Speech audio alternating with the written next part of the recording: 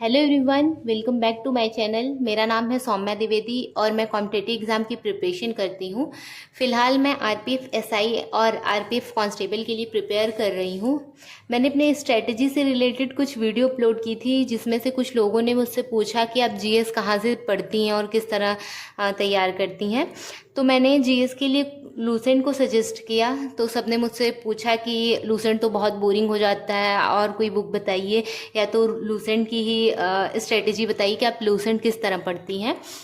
तो आज मैं आपको लूसेंट, मैं किस तरह, मेरी क्या अप्रोच थी लूसेंट के लिए, आज मैं आपको वो बताती हूँ।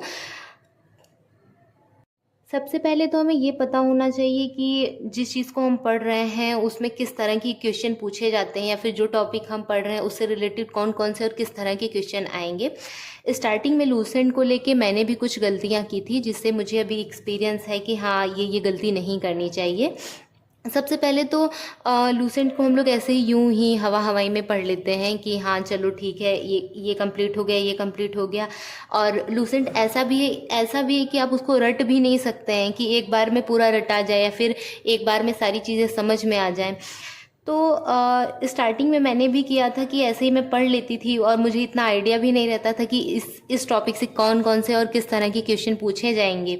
लेकिन फिर में आप छोटे छोटे टॉपिक लीजिए। जैसे एंशिएंट हिस्ट्री में मैंने लिया इंट्रो से लेके सिंधु सभ्यता तक, एक टॉपिक ये कंप्लीट हो गया। और फिर पॉलिटी में मैंने ले लिया संविधान सभा।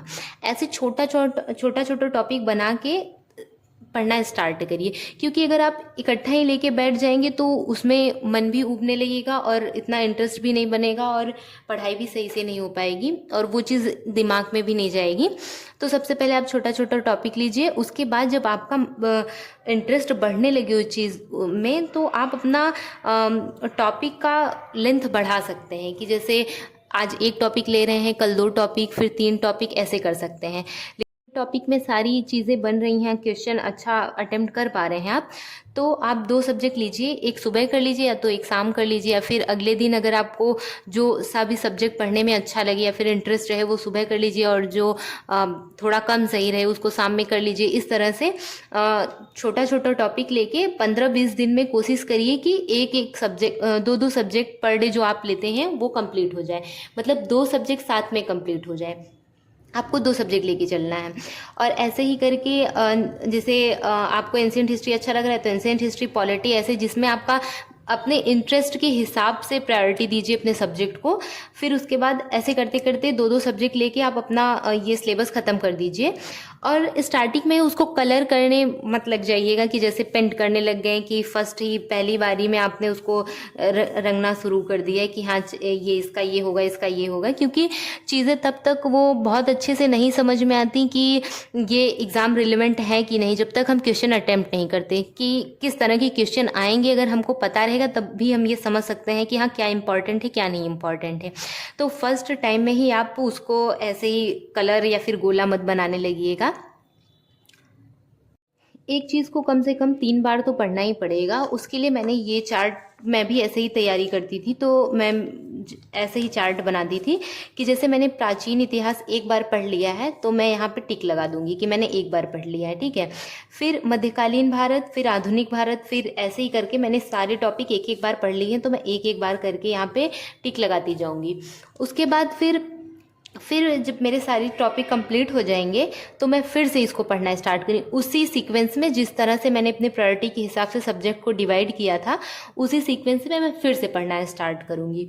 उसके बाद दूसरी बार पढ़ूँगी, फिर धीरे धीरे चीज़ें समझ में आने लगेंगी कि हाँ यहाँ से क्वेश्चन बनते हैं, तो धीरे धीरे चीज़ें समझ में आने लगेंगी। दूसरी बार के बाद आप क्वेश्चन अटेम्प्ट करना शुरू करिए। मैंने भी सेम चीज़ ऐसे ही की थी, तो मैं आपको अपनी स्ट्रेटेजी बता रही हूँ। मैं कोई टीचर नहीं हूँ कि मतलब आपको ऐसे ज्ञान दे रही हूँ। मैं अपनी स्ट्रेटेजी बता रही हूँ कि मैंने कैसे किया था, मुझे इन सब चीज़ों से बहुत प्रॉफिट हुआ, तो इसीलिए मैं आपको बता रही हूँ। आप 2 बार पढ़ने के बाद फिर क्वेश्चन अटेम्प्ट करना शुरू करिए। जैसे आपने एक बार पढ़ा है वैसे ही आप दोबारा भी पढ़िए, उसके बाद क्वेश्चन अटेम्प्ट करना शुरू कर दीजिए। जैसे आपने प्राचीन इतिहास एक बार पढ़ लिया, 2 बार पढ़ लिया, तो आप तीसरी बार पढ़ने से पहले एक बार क्वेश्चन अटेम्प्ट कर लीजिए कि जैसे प्राचीन इतिहास, ऐसे आप अगर आपके पास कोई बुक हो जिसमें ऐसे प्रॉपर पूरा प्राचीन भारत का क्वेश्चन दिया हो, आप वहाँ से कर सकते हैं। अगर ऐसा नहीं, आपके पास कोई बुक नहीं है तो आप गूगल पे सर्च कर सकते हैं, कहीं से भी करके आप प्राचीन भारत का पूरा क्वेश्चन अटेम्प्ट करिए।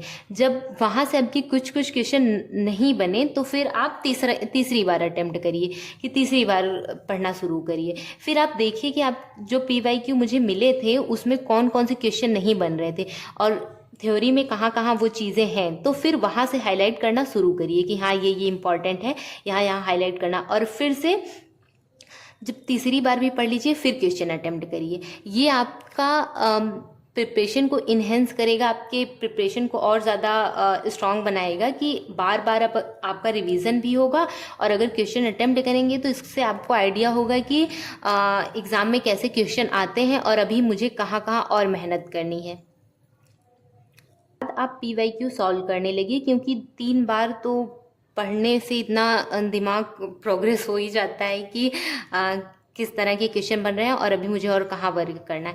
ठीक, फिर से आप तीसरी बार के बाद आप प्रैक्टिस करना शुरू कर दीजिए। प्रैक्टिस करिए, उसके बाद फिर पढ़ने की ऐसे बार बार ज़रूरत नहीं है। जहाँ जहाँ आपने हाईलाइट किया है उन चीज़ों को जब भी आपको रिवीजन करना हो उन चीज़ों को एक बार एक निगाह डाल दीजिए उन चीज़ों पे कि ये इंपॉर्टेंट है, यहाँ मैंने हाईलाइट किया है तो ये ज़रूरी है।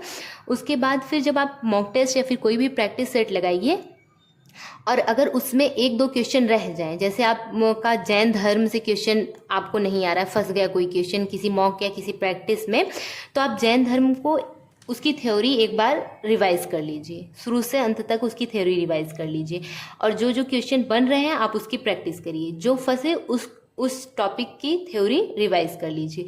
इतना बहुत है। मेरे हिसाब से मैंने भी सेम चीज़ की थी और मुझे बहुत इससे सपोर्ट मिला था, इससे बहुत हेल्प मिली थी मुझे। तो मैं इसी तरह से लूसेंट पढ़ती हूँ और मैंने कितनी बार भी पढ़ लिया है उस चीज़ को। तो जो इम्पॉर्टेंट चीज़ है मैंने वहाँ हाईलाइट कर दिया है और जब भी मुझे ऐसा लगता है कि हाँ ये चीज़ें मेरी फंस रही या फिर ये मुझे नहीं आ रहा है तो मैं एक बार जाके वहाँ से रिवीजन कर लेती हूँ। ये एक तरह से आपका नोट्स ही बन जाएगा। अगर आप वहाँ पे 2-3 बार पढ़ने के बाद आप हाईलाइट किए हैं तो एक तरह से आपका नोट्स ही बन जाएगा कि इम्पॉर्टेंट चीज़ आपको रिवाइज करने के लिए आसान रहेगी। तो लूसेंट में इसी तरह से पढ़ती हूँ, आप भी पढ़िए इस तरह से, आपको बहुत फ़ायदा होगा। क्योंकि स्टार्टिंग में मैं भी बहुत इधर उधर मैंने भी बहुत वीडियो देखी है किस तरह से पढ़ें कैसे पढ़ें, तो ये मैं अपने एक्सपीरियंस के बेस्ट पे बता रही हूँ कि मैंने ऐसे ही पढ़ा था लूसेंट को। और अगर आपको जैसे लूसेंट स्टार्टिंग में पढ़ना, अभी आपने एक बार भी नहीं पढ़ा है लूसेंट, तो पहले आप एक बार, मैं शुभम गुप्ता सर की वीडियो सजेस्ट करती हूँ, वो बहुत अच्छा उन्होंने बताया है। एक बार आपके माइंड में मोटा मोटा कॉन्सेप्ट बन जाएगा कि कैसे क्या हुआ था, पहले क्या हुआ था, कौन सी घटना पहले हुई थी, ये आपको समझ में आ जाएगा। उन्होंने बहुत अच्छे तरीके से एक्सप्लेन किया है। शुभम गुप्ता सर की वीडियो देखने के बाद आपको एक मोटा मोटा आइडिया हो जाएगा, उसके बाद आप ये पढ़ना शुरू करिए। क्योंकि स्टार्टिंग में मैंने भी शुभम गुप्ता सर से क्लास ली थी, उसके बाद मैंने ये स्टार्ट किया था पढ़ना, तो बहुत सारी चीज़ें तो उनकी क्लास से ही याद हो जाती हैं और फिर जब हम अपने से पढ़ते हैं तो उस चीज़ से और भी ज़्यादा अच्छे से कॉन्सेप्ट क्लियर हो जाता है। आप लूसेंट के लिए इतना ही करिए, ये बहुत बेस्ट है। और प्रैक्टिस आप, अगर आपके पास लूसेंट की कोई बुक है तो आप ऑब्जेक्टिव बुक है तो आप वहाँ से प्रैक्टिस कर सकते हैं। लूसेंट की ऑब्जेक्टिव बुक में ये एक चीज़ सही रहती है कि जिस तरह लूसेंट में टॉपिक बाय टॉपिक दिया है, पूरा टॉपिक दिया है, उसी तरह लूसेंट में भी उसी का ऑब्जेक्टिव क्वेश्चन दिया है, तो वो बहुत ढूंढने की ज़रूरत नहीं पड़ती, वहाँ से आसानी से मिल जाते हैं क्वेश्चन। सबसे जितना ज़रूरी थ्योरी पढ़ना है उससे भी ज़्यादा ज़रूरी मुझे लगता है कि क्वेश्चन प्रैक्टिस करना है, क्योंकि प्रैक्टिस से सारी चीज़ें अच्छी हो जाती हैं। स्टार्टिंग में मैं क्या करती थी, पूरा थ्योरी पढ़ती थी, मुझे लगता था कि जब एग्ज़ाम आएगा तो कर लूँगी, लेकिन जब तक आपकी प्रैक्टिस नहीं है क्वेश्चन पे तब तक आप थ्योरी पढ़ के कुछ नहीं कर सकते। तो बहुत ज़्यादा इम्पॉर्टेंट है प्रैक्टिस करना, प्रैक्टिस पे बहुत ध्यान दीजिए। और कुछ लोग ने कहा कि आप यहाँ की चीज़ें चिपका रही हैं वहाँ की, तो मैं कोई टीचर नहीं हूँ और ना ही मैंने मतलब कि कोई PhD कर ली है।